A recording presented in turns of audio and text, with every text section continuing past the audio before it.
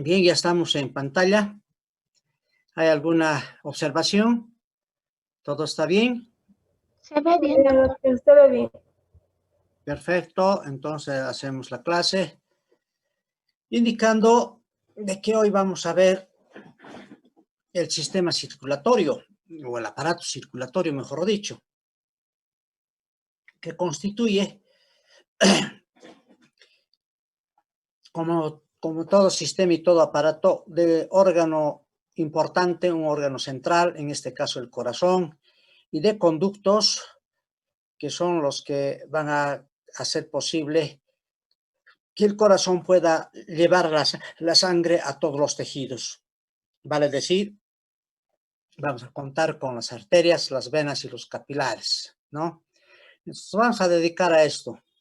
Y para hablar del corazón tenemos que hablar de, mejor va a introducirnos al tórax, al mediastino, que nosotros ya hemos visto en cuanto se refiere a esta cavidad, ¿no? Entonces, hemos hablado de las regiones pleuropulmonares y ambas regiones pleuropulmonares, vale decir pulmones y las pleuras, han dejado en la parte media un espacio llamado mediastino. Entonces, el mediastino, que es el espacio que queda entre los pulmones, a los lados, por detrás la columna vertebral, adelante el esternón y las costillas del lado principalmente, o el peto externo-costal que se llama, y hacia abajo el diafragma, cierran, diremos, de una manera este espacio que es el mediastino. En este mediastino, en esta parte, en este espacio, se encuentra ubicado precisamente el corazón, ¿no? Y podemos decir que el corazón está situado en el mediastino anterior, o dicho de otra manera, el mediastino que hemos formado se separa o se divide en dos partes, una parte anterior y una parte posterior. La parte anterior es más grande, donde ocupa el corazón, el mediastino anterior, y sus grandes vasos que de él nacen o a él llegan. Y el mediastino posterior, que es más estrecho, donde vamos a hablar del esófago, por ejemplo, de los conductos linfáticos, de las venas ácigos, etcétera, ¿no? Pero ahora nos vamos a dedicar al corazón. Es el corazón en su sitio, en su lugar. Diremos entonces que el corazón está situado entre los pulmones, obviamente porque está formando el mediastino, ¿no es cierto? Por delante de la columna vertebral que comprende de la cuarta a la octava vértebra dorsal, que más adelante vamos a hablar, se denominan las vértebras cardíacas de Giacomini. Luego está detrás del esternón y de las costillas del lado izquierdo de la región externo-costal anterior, ¿no? Y descansa sobre el diafragma. Así situado el corazón, ahora vamos a ver en sus características generales. Aquí tenemos al corazón y lo mismo acá. Constituye un órgano muscular hueco, impelente y aspirante. ¿A qué se refiere esto?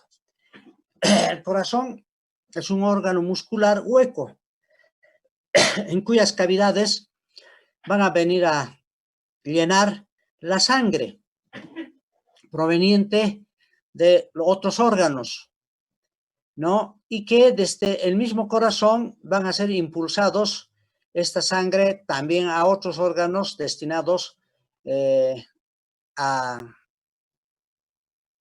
el lado del lado de los pulmones a purificar la sangre y hacia los otros órganos de asimilar los nutrientes que lleva entonces la sangre. Bueno, en ese sentido vamos a hablar del corazón impelente aspirante.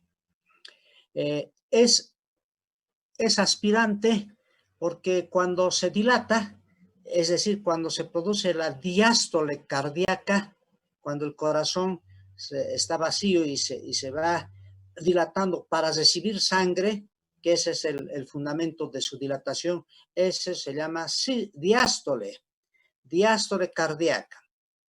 Una vez que se llenan las cavidades del corazón, entonces el corazón se contrae fuertemente, principalmente a nivel de los ventrículos. Se contrae fuertemente y provoca entonces el vaciamiento de las cavidades de la sangre, de las cavidades del corazón, a lo cual denominamos nosotros sístole cardíaca, ¿no? Entonces, siempre vamos a hablar de sístole y diástole, ya sea en forma global del corazón o en forma particular de cada una de sus cavidades. Pero sigamos hablando de parte general todavía. Entonces, por eso decimos que el corazón es un órgano muscular hueco impelente, porque con la sístole cardíaca envía la sangre a los otros órganos, y es aspirante porque cuando se dilata y se produce la diástole cardíaca, entonces se hacen las cavidades, se van llenando de sangre hasta completar esas cavidades, ¿no? Entonces, de esa manera hemos hablado. El corazón tiene un músculo especial que se llama miocardio, que, como hemos dicho, tiene en su interior cavidades tapizadas por el endocardio y superficialmente está tapizado por el epicardio. Todo ello está cubierto de una serosa o de una serofibrosa, de una hoja fibrosa y serosa a la vez, que es el que presenta el pericardio. Bueno, de todas esas cosas vamos a ir ocupando en el transcurso de las clases. Sigamos. El corazón, como están viendo ustedes acá, tiene la forma de un cono aplanado o más o menos en sentido vertical, con la base dirigido hacia arriba, atrás y a la derecha, y su vértice hacia abajo, adelante y a la izquierda.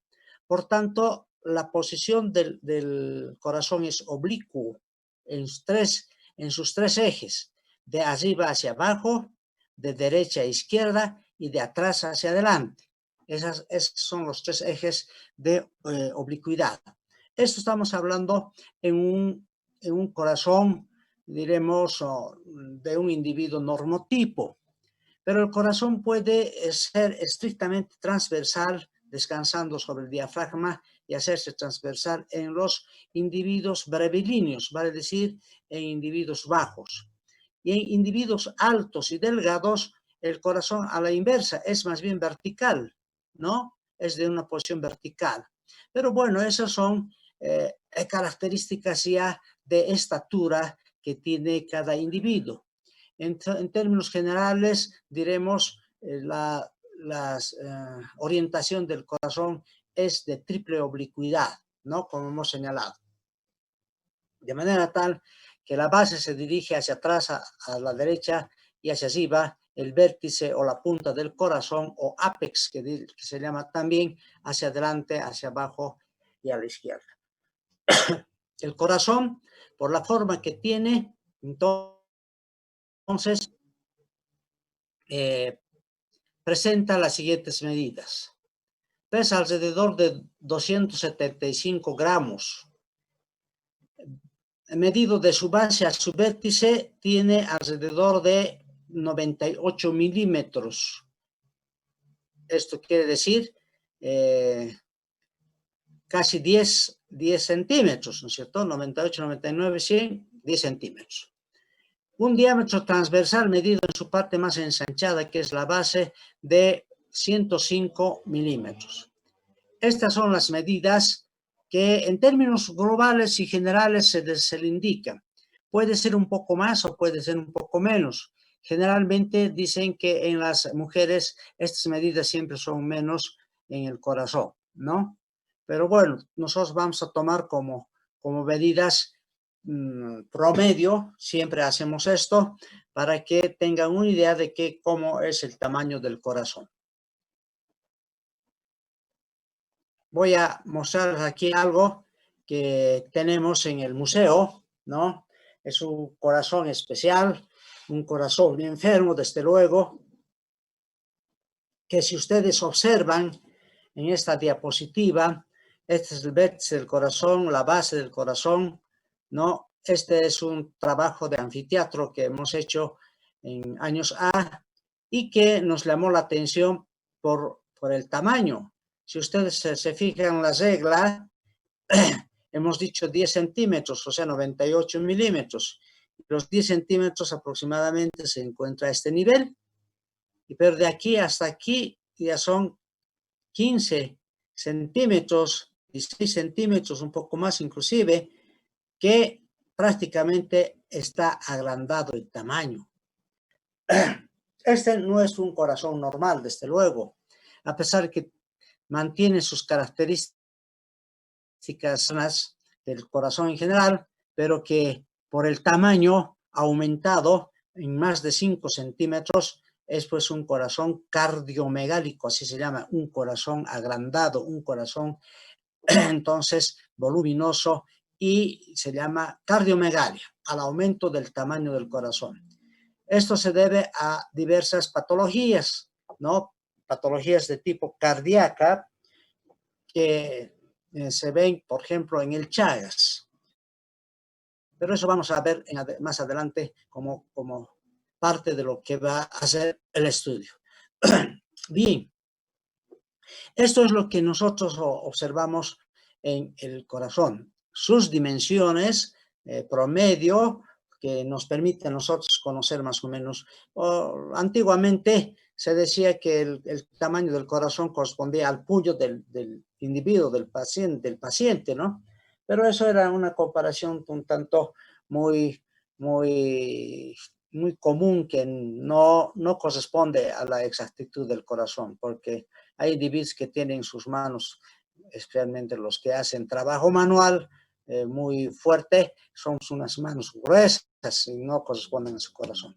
Bueno, y de las mujeres que son manos más delicadas, entonces su corazón sería más pequeño, cosa que no es factible de concebir. Pero bueno, eso es en el vulgo como comparaban el corazón antes. Bueno, el corazón, hemos dicho, tiene cavidades en su interior, superpuestas una encima de otras, que las superiores se llaman aurículas y las inferiores ventrículos. Las aurículas y los ventrículos entre sí están separados por el tabique interauricular y el tabique interventricular. Tabiques o septum interauricular y septum interventricular. Algo para mostrarles. Aquí están. El tabique son las cavidades auriculares y estas son las cavidades ventriculares. El tabique interauricular separa aurícula derecha de izquierda y el tabique interventricular que separa ventrículos derecho e izquierdo respectivamente. De manera que no hay comunicación en el lado derecho con el lado izquierdo. Pero sí, las aurículas se comunican con su ventrículo respectivo a través de orificios auriculoventriculares donde encontramos el aparato valvular auriculoventricular. Aquí está en el lado derecho y aquí está en el lado izquierdo, ¿no? De manera tal que la sangre que reciben las aurículas pasan a los ventrículos y los ventrículos a través de las arterias, de las principales arterias del corazón, que son la arteria pulmonar y la arteria aorta, llevan o conducen en la sístole cardíaca la sangre hacia otros órganos, ¿no? Entonces, esto es lo que podemos decir en cuanto a la división del corazón en dos mitades, una mitad derecha y una mitad izquierda. La mitad derecha contiene sangre venosa, que proviene de los tejidos a través de las venas cavas. Aquí tenemos a la vena cava superior y a la vena cava inferior, y llega de esa manera a desembocar primero a la aurícula derecha. De la aurícula derecha pasa al ventrículo derecho. Se llena el ventrículo derecho y se contrae sístole por la arteria pulmonar, se dirige hasta los pulmones. En los pulmones se produce la hematosis, es decir, el intercambio gaseoso. Por eso que el corazón derecho, así denominan los cardiólogos, el corazón derecho es de carácter venoso. Sangre venosa a aurícula derecha y ventrículo derecho. Pero una vez que la sangre ha llegado a los pulmones y se ha producido la hematosis, entonces esa sangre vuelve a través de las venas pulmonares, que aquí estamos viendo las venas pulmonares izquierdas, llega a la aurícula izquierda. En la aurícula izquierda, entonces se va a producir la llegada de la sangre arterializada. Esa sangre arterializada va a pasar al ventrículo izquierdo y del ventrículo izquierdo por la arteria aorta se va a distribuir a todo el cuerpo, a todos los órganos, a todos los tejidos, ¿no?, que tenemos formando nuestros órganos, bueno, donde va a llevar el oxígeno fundamentalmente y nutrientes, ¿no? Por eso se llama sangre arterializada, la sangre nutre para los tejidos. Y de esa manera, el corazón izquierdo de los cardiólogos es de carácter arterial, de sangre arterializada. Bueno, así hemos concebido entonces al corazón. Ahora lo que nos corresponde es observar sus características, primero externas, y vamos luego a describir estas cavidades precisamente porque tienen ciertas características muy particulares estas cavidades. Vamos a admitir, hay muchos... Doctor, disculpe. Mi compañera ha perdido la conexión de su internet. ¿Podría aceptarle, por favor? Estoy volviendo a admitir, hija, a todos los que están recién ingresando. Ya, muchas gracias. Ya.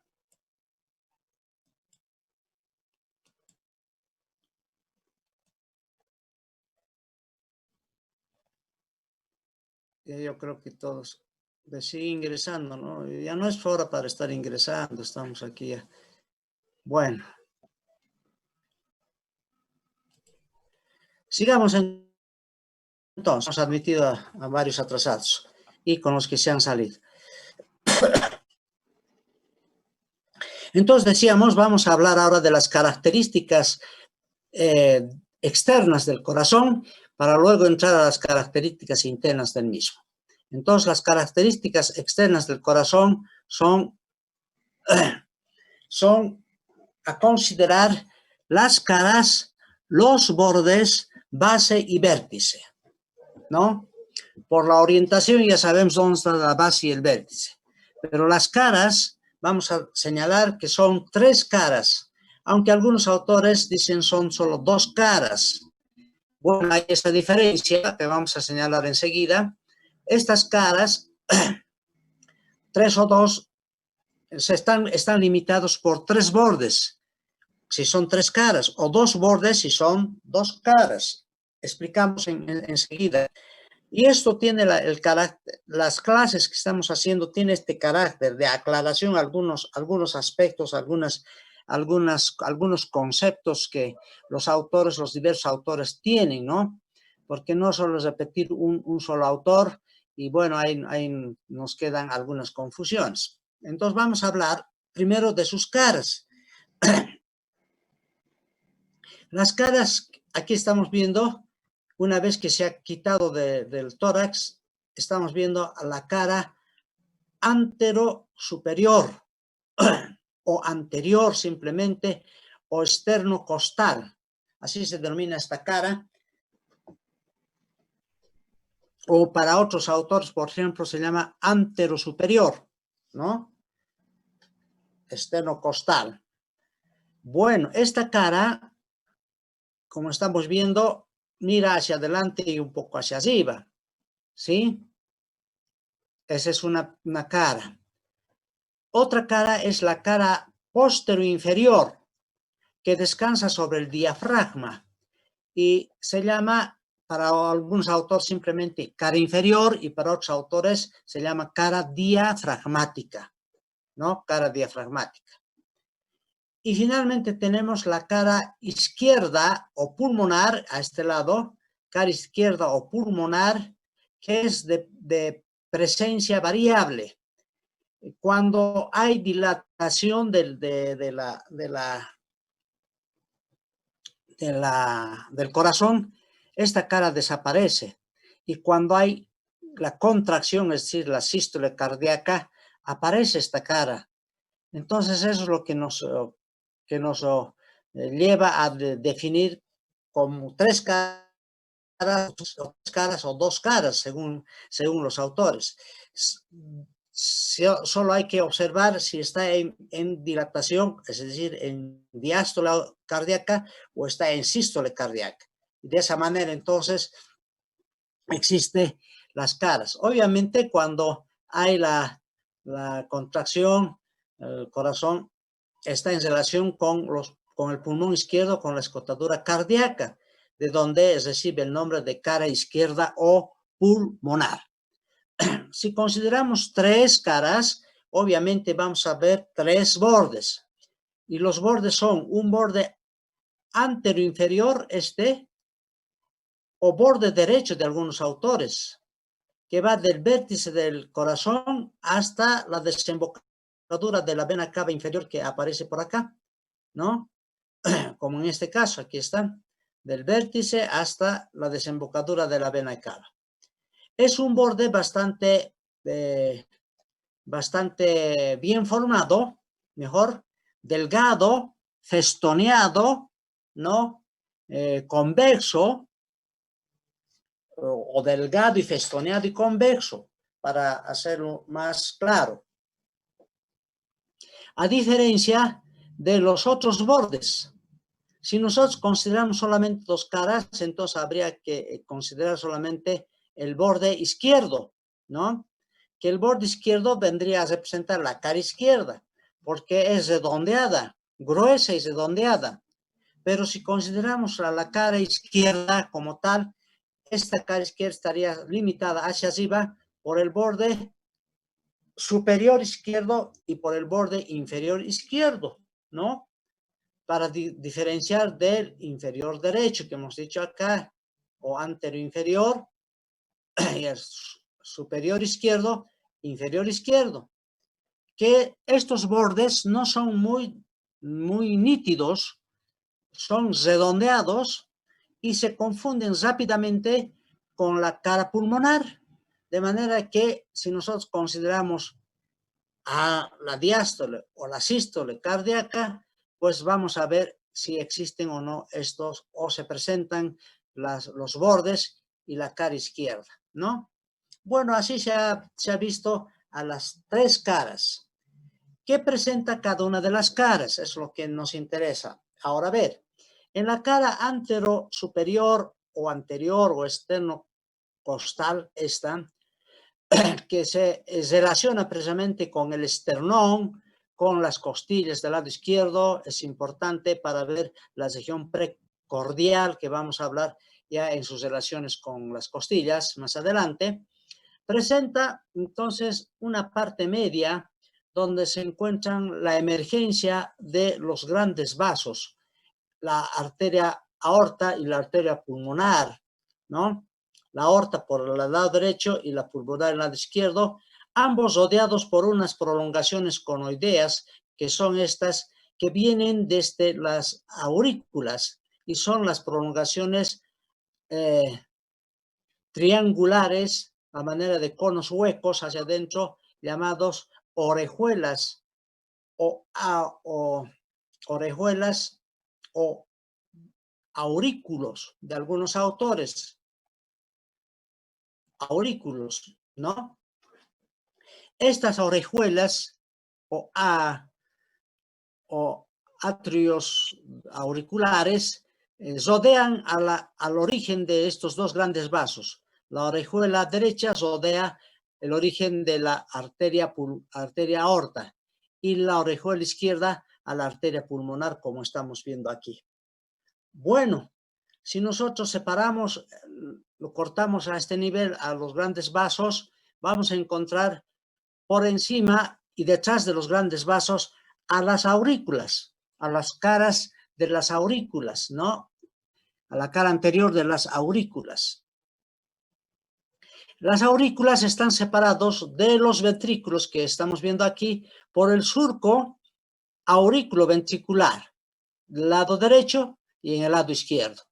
En el lado derecho tenemos a la arteria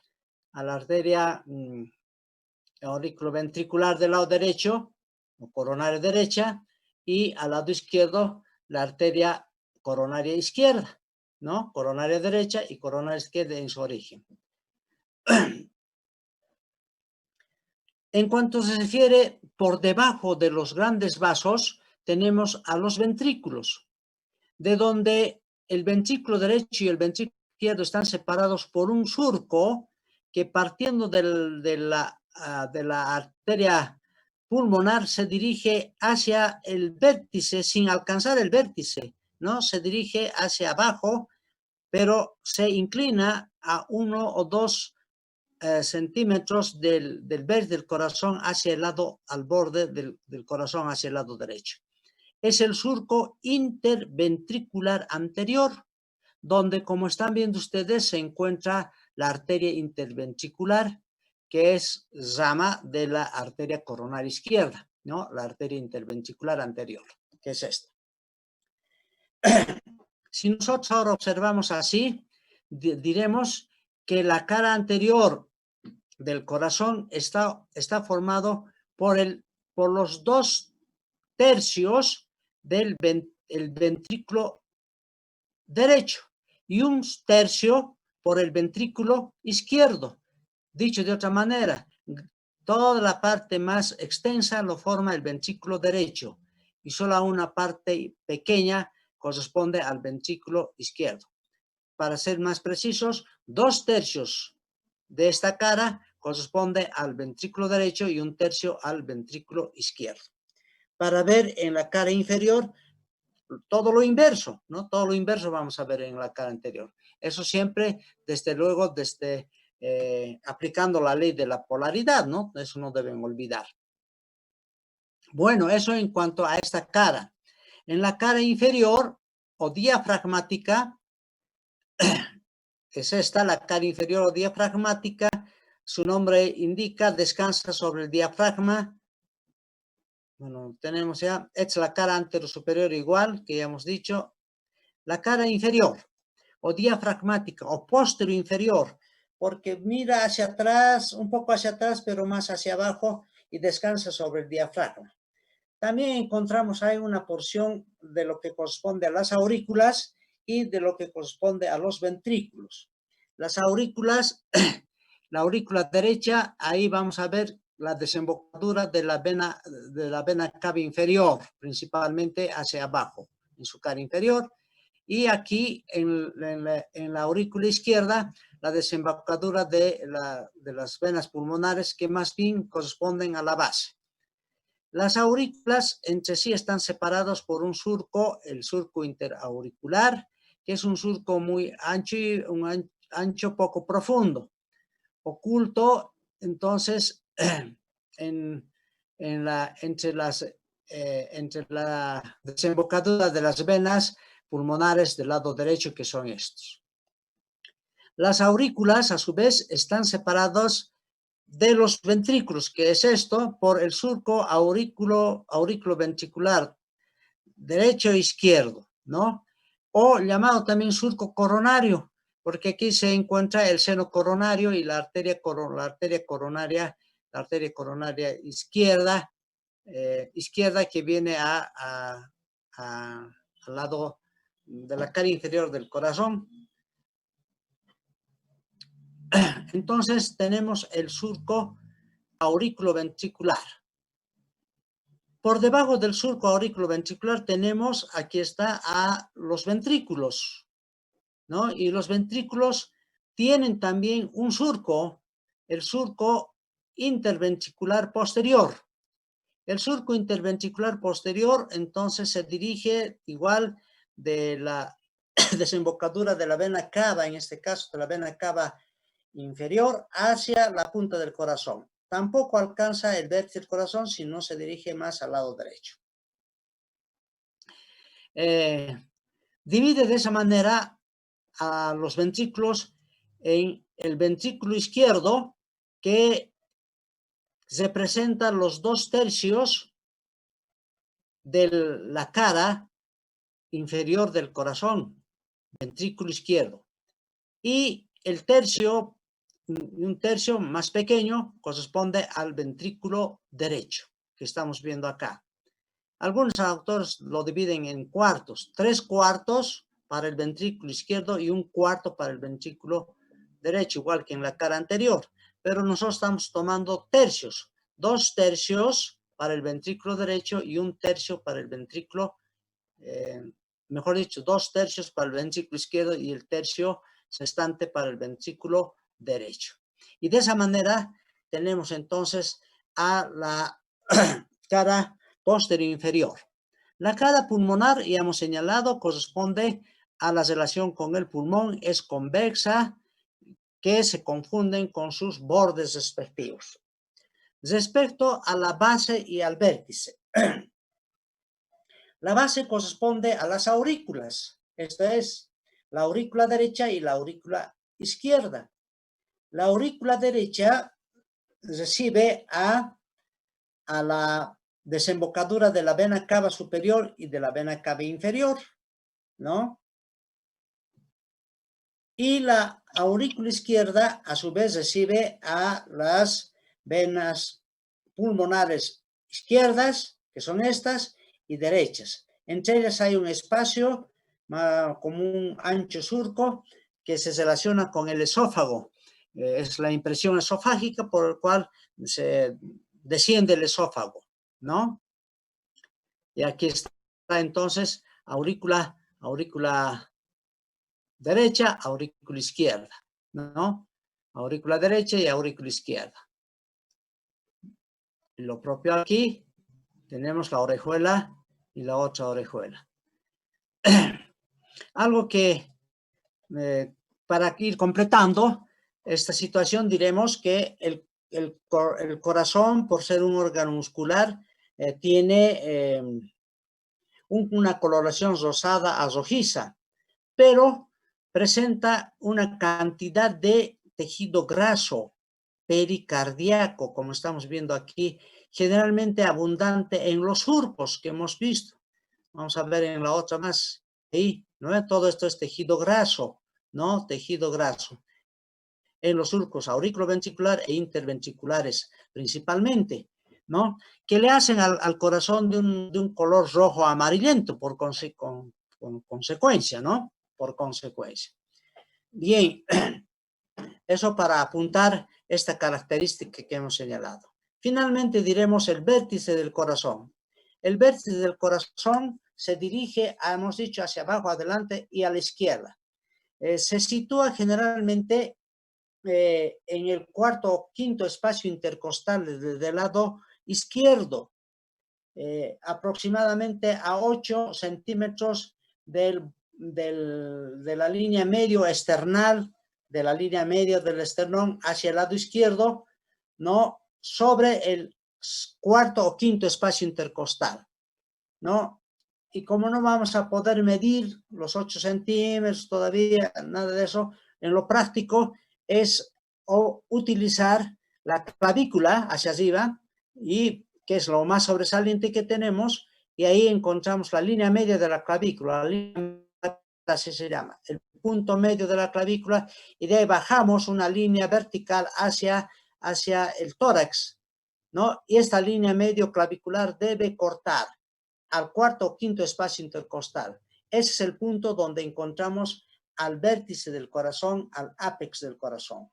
El ápex o vértice del corazón está formado por el ventrículo izquierdo, no por el derecho, porque ya sabemos que está dividido por los surcos interventriculares superior e inferior, entonces en los 2/3, ¿no es cierto? El surco